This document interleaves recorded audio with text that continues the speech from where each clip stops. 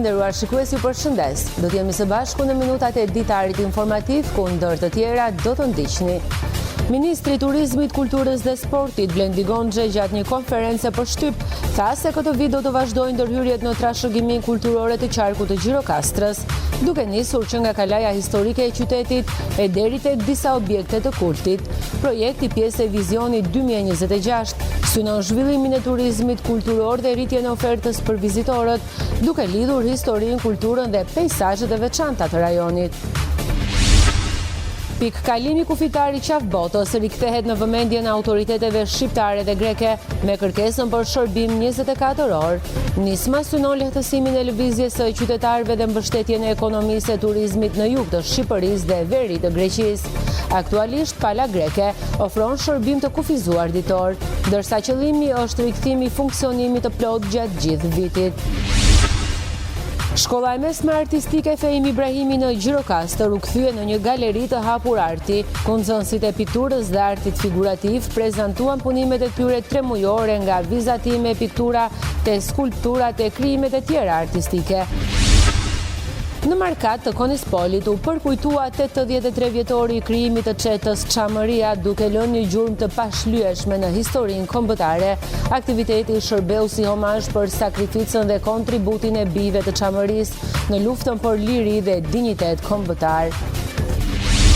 Ju njohim tani më gjerësisht Ministri i Turizmit, Kulturës dhe Sportit, Blendi Goxha, gjatë një konference për shtyp, tha se këtë vit do të vazhdojnë ndërhyrjet në trashëgimin kulturore të qarkut të Gjirokastrës, duke nisur që nga kalaja historike e qytetit e deri tek disa objekte kulti.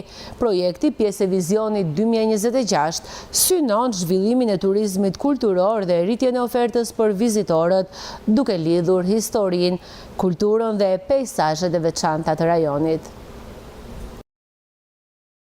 Ministria e Turizmit, Kulturës dhe Sportit ka prezantuar vizionin për vitin 2026, duke theksuar rëndësinë e krijimit të një ekosistemi të ri bashkëpunimi mes turizmit, kulturës dhe sportit, si shtylla të rëndësishme të zhvillimit të qëndrueshëm të vendit. Në një konferencë për shtyp, Ministri i Turizmit, Kulturës dhe Sportit, Blendi Goxha, nënvizoi se politika e re synon jo vetëm zhvillimin ekonomik të sektorit turistik, por edhe ruajtjen dhe valorizimin e trashëgimisë kulturore dhe historike të vendit. Goxha përmendi veçanërisht investimet dhe ndërhyrjet në trashëgimin kulturore të qarkut të Gjirokastrës, nga kalaja historike e Gjirokastrës, një nga monumentet më të njohura të qytetit dhe të vendit, e deri tek disa objekte të kultit, punimet që do të vazhdojnë në këtë vit me qëllim rikthimin e tyre në atraksione turistike.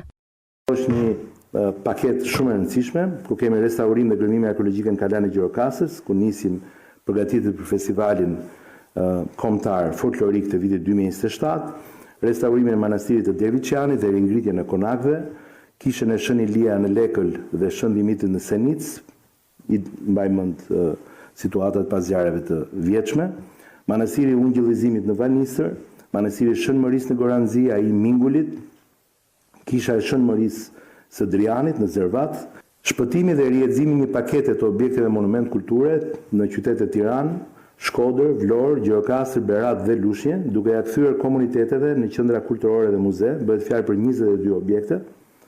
Dyfishimi i buxhetit të institucioneve të artë, kulturës dhe trashëgimisë për kalendarin dhe bashkëpunimet, aktivitete dhe projekte, mirëmbajtje dhe konservim, këtu vetëm diçka për të thënë që nëse deri fjet ministria përballonte të gjitha thirrjet dhe ato të krijimtarisë në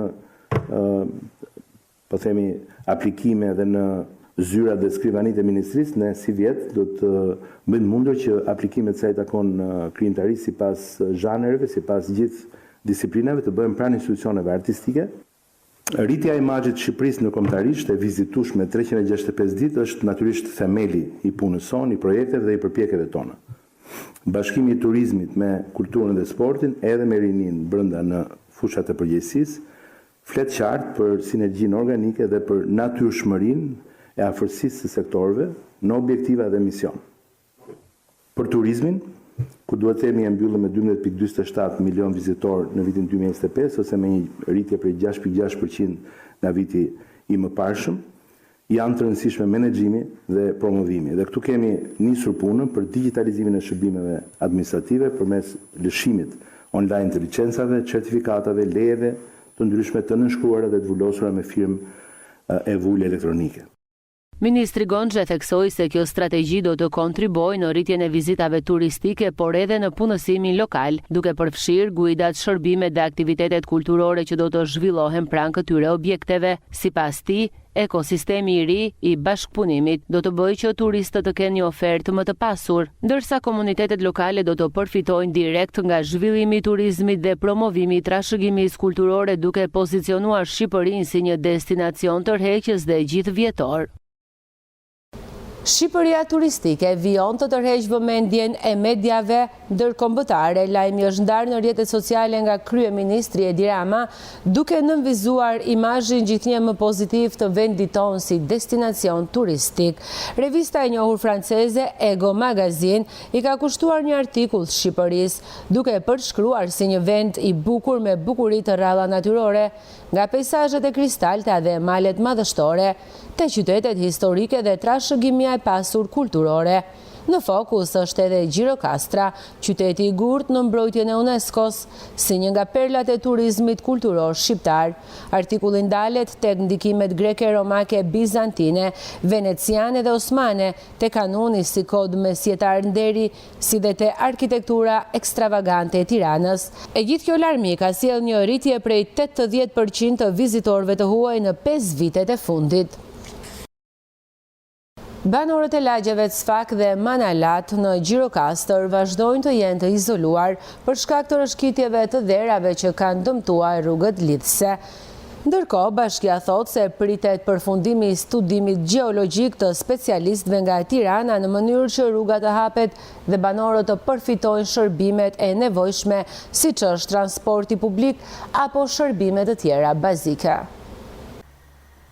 Prej më shumë se një muaj, banorët e lagjeve Cfak, Manalati parë dhe Manalati 2 në Gjirokastër jetojnë të izoluar, pas rrëshqitjes së një masivi dheu gjatë përmbytjeve që përfshin qytetin në muajin janar. Rruga kryesore që lidh këto lagje me pjesën tjetër të Gjirokastrës mbetet ende bllokuar. Çdo ditë banorët detyrohen të kalojnë mbi masivin e dheu të rrëshqitur. Ata kërkojnë marrjen e masave dhe hapjen e rrugës sa më parë në mënyrë që të lehtësohen në përditshmërinë e tyre. Rruga na është bllokuar në balta që ka rrëshqitur toka dhe duam që të rregullohet rruga që të kalojmë, se ne vim në Manalat të dytë dhe nuk kemi se si të kalojmë atje, as me këm nuk kalohet. Rruga siç e shikoni, s'ka ku të vejmë. 3 lagje janë të izoluara. Masa duhet marrë sa më përpara, vështirësia është e madhe për plejt edhe për të gjithë njerëzit, e për fëmijët që kalojnë atje në shkollë, në Gremin. Mera Dunavati, herë këtë janë këto baltrat, gjithë dhe mirat. Të vej dorë sa në shpet bashkë, të kalojnë popullit, pak të hapi rrugë për kombësor. Kalojmë do bjen fëmijët në përgure. Po dojnë marrë masa që të hapet të paktën dhe një shtegë për të kaluar kombësorët. Se tani kjo duket që nuk ka më rrëshqitje, s'ka që të marrim. Është shumë e vështirë, ne duhet të kalojmë. Duhet të vemi në pazar, të bëjmë gjithë ato detyrimet tona, po është bllokuar. Po jam, nuk kalon dot makina të vinë këtu, erdhëm nga këmba tani nga pazari, erdhëm këtu me këmbë. Këtu ka qenë gjithkohon me pemë dhe banorët vetë të kësaj lagje i prevën pemët, është tentuar disa herë nga bashkia, janë mbjedh pemë, por shkaku kryesor për mua që ndodhin këto fenomene janë delet që lejojnë në zonën e Kurorës, në zonën e Kalas, në zonën muzeale. Këto dele hanë pemë s'ka, detyrimisht do bjerë balta. Neve presim që të bëhet urgjentisht kjo rrugë, se jemi në zona shumë të varfra, shumë të pabanuara, njerëzit kanë ikur, tani edhe kjo na u desh. I lutem shtetit të vëj dorë sa më parë. Nga instancat përkatëse bëhet me dije se është duke u kryer studimi gjeologo-inxhinierik për të bërë një hapje të rrugës pra një rindërtim të saj sa më efektiv për në ditët në vazhdim, ku mos të ketë më probleme edhe nga rreshjet intensive që mund të përfshin qytetin e Gjirokastrës. Punojnësit e shërbimeve dhe emergjenca civile janë në terren monitorim pastrim të rrugëve, pasi kemi rrëshqitje sipërfaqësore të vogla të cilat duhen monitoruar dhe pastruar vazhdimisht. Në Manalat nuk është bërë akoma pastrim i pjesës së kaldrëmit, pasi ndërhyrja aty do jetë pjesore. Rekomandimi nga shërbimi gjeologjik është po njësoj që aty duhet një studim i plot për të bërë projekt i plot i rrugës, duke pasur parasysh që kemi dhe rrjetet e ujësjellësit e rruga e sipërme. do bëhet pastrim pjesor. Sipas të dhënave, hapja e rrugës do të nisi menjëherë pas përfundimit të studimit të plot gjeologjik për këtë zonë. Pikalimi kufitari i qafbotës rikthehet në vëmendjen e autoriteteve shqiptare dhe atyre greke me kërkesën për shërbim 24 orë. Nisma synon lehtësimin e lëvizjes së qytetarëve dhe mbështetjen e ekonomisë së turizmit në jug të vendit dhe veri të Greqisë. Aktualisht, pala greke ofron shërbim të kufizuar, ndërsa qëllimi është rikthimi i funksionimit të plot gjatë gjithë ditës. Pikalimi kufitar i qafbotës dhe regjimi i shërbimit të saj kthehen sërish në vëmendje dhe vendimarrjet e autoriteteve më të larta të Shqipërisë dhe Greqisë. Bazuar në nismën e deputetit Sarandiot Vasil Llajo, kërkesa për shërbim 24 orë në këtë pikë kufitare të rëndësishme për popullsinë dhe ekonominë e jugut shqiptar dhe veriut të Greqisë, i drejtohet kryeministrit Mitsotakis. Në prefekti Sarandës, Kristaq Kiço thotë se kërkesa zyrtare mban nënshkrimin e kryetarit të grupit parlamentar socialist Aulan Balla e deputetëve të tjerë si dhe të kryebashkiakëve të 4 bashkive të jugut. Me iniciativën e deputetit Llajo është bërë një kërkesë ndaj kryeministrit të Greqisë që do t'i dorëzohet këto ditë. Është e firmosur nga kryetari i grupit parlamentar të Partisë Socialiste Aulan Balla dhe deputetë të tjerë dhe nga kryetarët e bashkive të jugut për të kërkuar normalizimin e situatës dhe hapjen e doganës për 24 orë. Vlen të theksohet se ne e kemi arritur një herë rreth viteve 20 që të hapim në mënyrë sezonale me një marrëveshje ndërmjet dy institucioneve tona, doganës shqiptare dhe greke, për hapjen nga prilli deri në tetor për 24 orë të kësaj dogane, po kuptohet që kjo nuk u realizua për shkak edhe të situatës së Covidit që është krijuar atëherë. Kiço thotë se është e rëndësishme dhe e dobishme për banorët dhe ekonominë në të dy anët e kufirit, si dhe për të krijuar lehtësira më të mëdha për zhvillime turistike.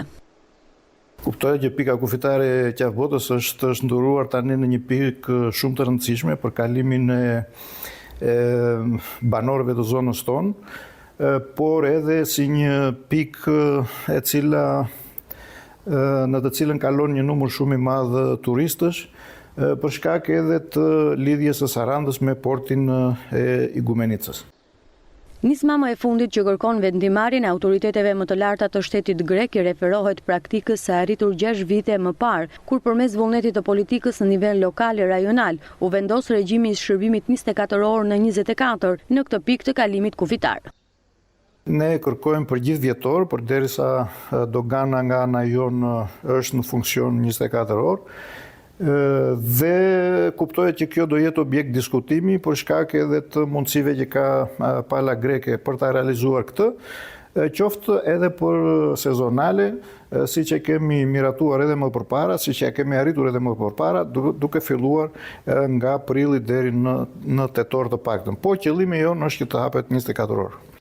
Aktualisht, nga pala greke në qafbot ofrohet vetëm 13 orë shërbim në ditë ose në mënyrë më të reduktuar se më parë. Qëllimi i kërkesës më të fundit të parlamentarëve dhe kryebashkiakëve tanë, duke patur edhe mbështetjen e homologëve grek të rajonit të Thesprotis, është që shërbimi të shtrihet në 24 orë gjatë gjithë vitit. Policia e Gjirokastras vijon programin Siguria në shkolla, duke informuar nxënësit mbi fenomenet negative si droga, dhuna apo bullizmi kibernetik.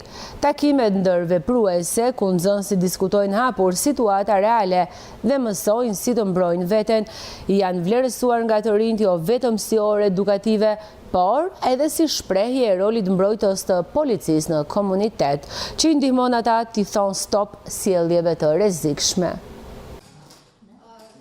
Në kuadër të programit Siguria në shkolla vijon zhvillimi i orëve edukative nga Policia e Gjirokastrës në bashkëpunim me oficerët e sigurisë së shkollës, punojësit social, mësuesit dhe nxënësit. Gjatë këtyre orëve trajtohen një sër tematikash të rëndësishme, si përdorimi i lëndëve narkotike, dhuna, bullizimi kibernetik e të tjerë, si dhe pasojat që ato sjellin. Nxënësit shprehen se fal njohurive të marra gjatë këtyre aktiviteteve, ata janë më të ndërgjegjshëm për t'i thënë stop këtyre fenomeneve negative.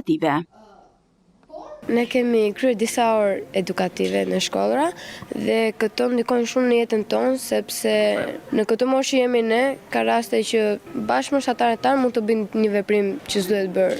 Janë shumë të vlefshme sepse në këtë moshë që jemi ne, domethënë në gjimnaz, si adoleshent duhet jemi shumë të kujdesshëm, sidomos sepse ka adoleshent që përdorin drogën sidomos dhe gjithashtu dhe duhanin. Po janë shumë të dëmshme për shëndetin gjithashtu dhe duhet të qëndrojmë larg këtyre. Këto orë edukative kanë qëllim rritjen e ndërgjegjësimit dhe informimit të nxënësve mbi rëndësinë e sigurisë dhe mbrojtjes së tyre, si brenda ambienteve të shkollës ashtu edhe jashtë tyre. Këta nxënës janë në fazat fillestare kur edhe mund të gabojnë në drejtim të përdorimit të lëndëve narkotike, të pijeve alkolike, por më të fokusuar jemi tek lëndët narkotike.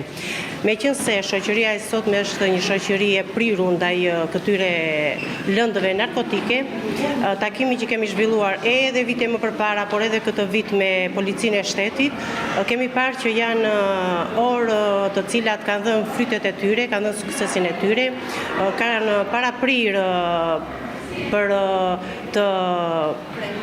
për t'i frenuar, domethënë, fëmijët në përdorimin e këtyre lëndëve, dhe duke e parë këtë sukses, ne vazhdojmë të kemi një bashkëpunim me policinë e shtetit dhe t'i zhvillojmë këto orë edukative në klasat, edhe në këto klasat janë, por edhe në vitet që do të vazhdojnë me klasat e tjera. Edhe në lidhje me abuzimin kibernetik, ne kemi bërë orë sensibilizuese, përsëri me policinë, ku fëmijët janë informuar, kanë marrë informacion të detajuar se si mund të mbrohen ndaj këtyreve faqeve dhe ndaj këtyre rrjeteve sociale, edhe këtu orët kanë qenë shumë të frytshme.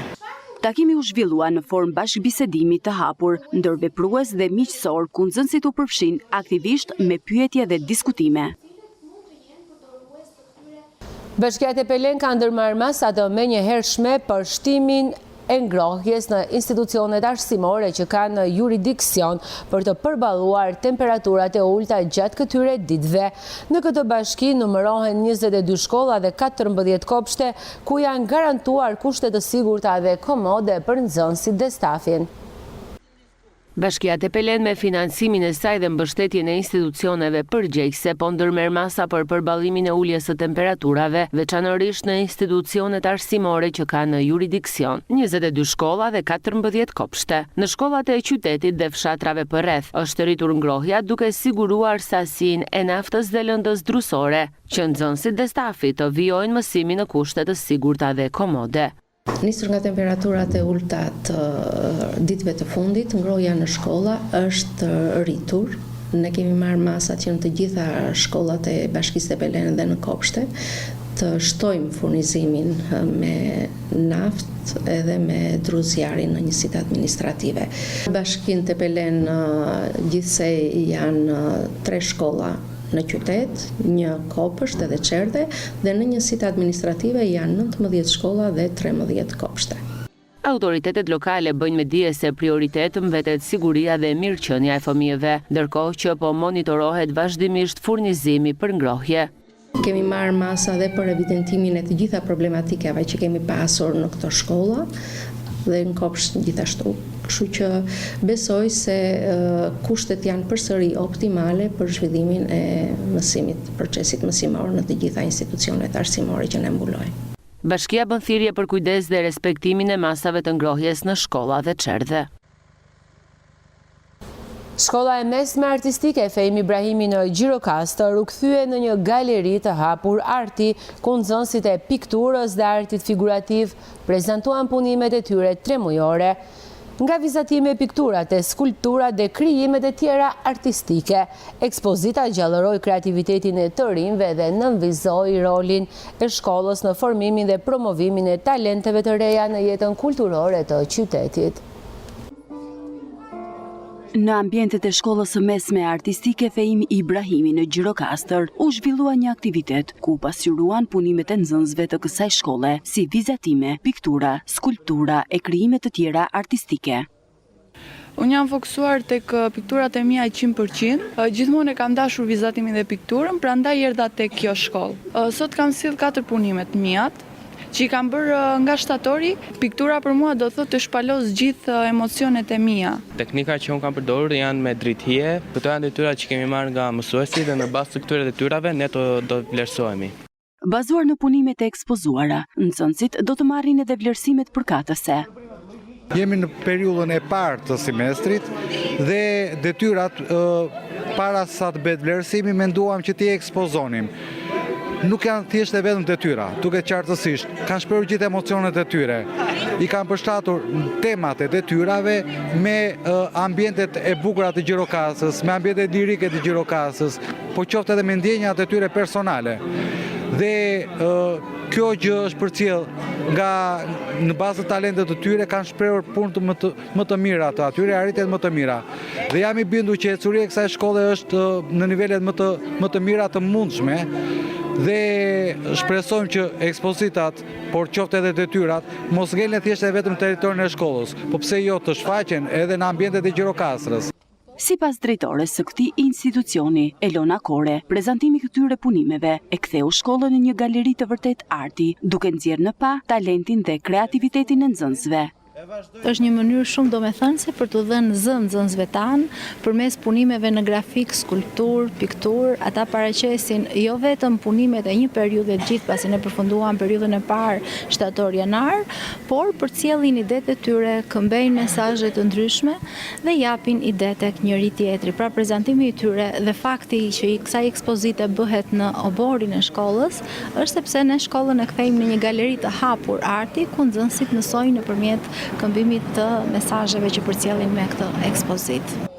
Ky aktivitet dëshmon edhe një herë rolin e rëndësishëm që Shkolla Artistike Fehimi Ibrahimi luan në formimin dhe promovimin e talenteve të reja, duke i dhënë artit dhe kreativitetit një hapësirë të veçantë në jetën kulturore të qytetit të Gjirokastrës. Në markat të Konispolit u përkujtua 83 vjetori i krijimit të çetës Çamëria, duke lënë një gjurmë të pashlyeshme në historinë kombëtare.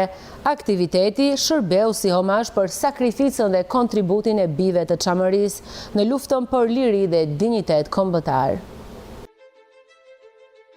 Sakrificë që nuk harrohet, kjo ka qenë kryefjalë në ceremoninë e përkujtimit të krijimit të çetës Çamëria në markat të Konispolit. Në historinë e luftës çlirimtare, ky moment u kujtua si një nga faqet më të forta. Më 2 shkurt 1943, këtu u krijua çeta Çamëria nga vullneti i bijve të Çamërisë për të luftuar pa kompromis kundër pushtuesit e tradhtarëve. Bektash Shori, në cilësinë e kryetarit të veteranëve të Konispolit, u kujtoi të pranishmëve se çeta Çamëria u themelua në Bregun e Mënit në markat, fillimisht me 36 trima, por radhët e saj u mbushën më shumë se 600 luftëtar.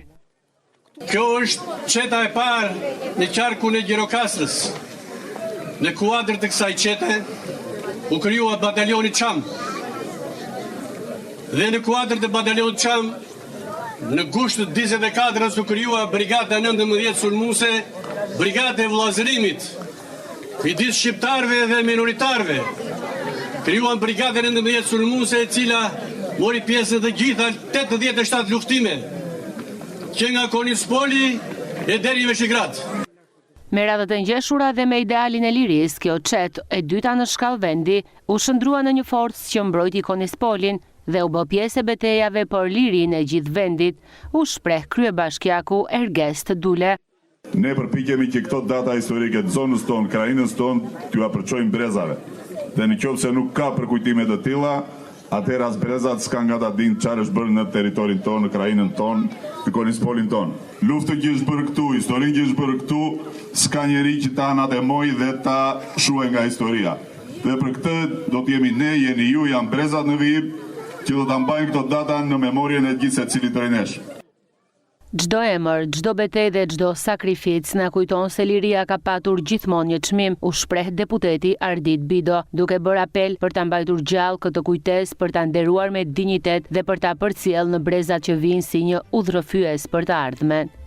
Ka histori vazhdimisht që duan të bëjnë pjesë si emri Çamëri, ashtu edhe luftën e dytë botërore, luftën e shqiptarëve. Dhe është pikërisht krijimi i çetës Çamëria që është përgjigjja më e mirë që ne mund t'ju japim të gjithëve. Çeta Çamëria është krijuar si vetë organizim i të gjitha atyre patriotëve në zonën e Çamërisë dhe është qeta e parë në jugun e Shqipërisë. Qeta Çamëria është krijuar dhe ka bërë betejën më jetëgjatë, më të madhe në Ballkan ndaj pushtuesve nazifashist, luftën 55 ditore të Konispolit, krahas dhjetra e dhjetra sulmeve të tjera ndaj forcave pushtuese. Kështu që ja vlen që ne këtu gjithë bashkë dhe t'ju a themi gjithë atyre të cilëve duan të bëjnë pjesë si luftën e dytë botërore dhe Çamërinë, që nëse duan le të vinë këtu dhe ta thonë. Nëse duan që të flasim për Çamërinë si njerëz të cilët kanë bashkëpunuar me nazizmin që her pas here e hedhin në treg, hajde le ta thonë këtu ja ku është fakti historik, ja ku janë dhe pasardhësit. 2 shkurti i këtij viti shënon 83 vjetorin e krijimit të çetës Çamëria, u kthye në një festë popullore për të gjithë krahinën, me përshëndetje e kujtime nga veteranë pasardhës, si dhe me performanca artistike në skenë. Skena më e madhe ishte në sheshin e Markatit, i cili u ndez nga këngët e vallet dhe nga atmosfera e festës, për një shenjë të rëndësishme të historisë lokale me rezatim në historinë kombëtare. Të nderuar shikues, kemi mbritur në fund të ditarit informativ. Ishte gjithçka e përgatitur për ju, shikim të këndshëm të programeve në vazhdim. Bashkë mirë takofshim.